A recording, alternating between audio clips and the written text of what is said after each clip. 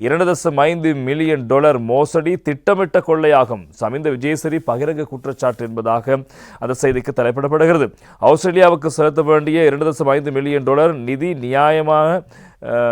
நிதி மாயமான சம்பவம் தற்செயலாக நடந்த ஒன்று அல்ல, அது அரசாங்கத்தால் திட்டமிட்டு நடத்தப்பட்ட ஒன்று கொள்ளையாகும் என ஐக்கிய மக்கள் சக்தியின் பாராளுமன்ற உறுப்பினர் சமிந்த விஜயசிறி பகிரங்கமாக குற்றம் சாட்டியிருக்கிறார். இந்த மோசடி குறித்து குற்றப்புலனாய்வு திணைக்களத்தில் முறைப்பாடு செய்ய அரசாங்கம் அச்சப்படுவது ஏன் என்றும், நிதி இழப்பு குறித்து உண்மைகளை பல மாதங்களாக மறைத்து வைத்திருப்பது ஏன் தொடர்பான விடயங்களையும் அவர் இவ்வாறு ஆட்சியாளர்களின் தொடர்பையை உறுதிப்படுத்துவதாகவும் அவர் சுட்டிக்காட்டியிருக்கிறார். நேற்று பதுளையில் இடம்பெற்ற ஊடக சந்திப்பின் போது அவர் இந்த விடயங்களை சுட்டிக்காட்டியிருப்பதாக அந்த செய்தியும் தொடர்வதை நாங்கள் காணக்கூடியதாக இருக்கிறது. மேலும் பல விடயங்களையும் அவர் இங்கே சுட்டிக்காட்டி பேசியிருக்கின்றார். அவர் தெரிவித்த விடயங்களை நாங்கள் பார்க்கலாம். இந்த நிதி மோசடி சம்பவம் தற்செயலாக நடந்த ஒன்று அல்ல, மாறாக அரசாங்கமே திட்டமிட்டு நடத்திய ஒரு திருட்டு சம்பவமாகும்.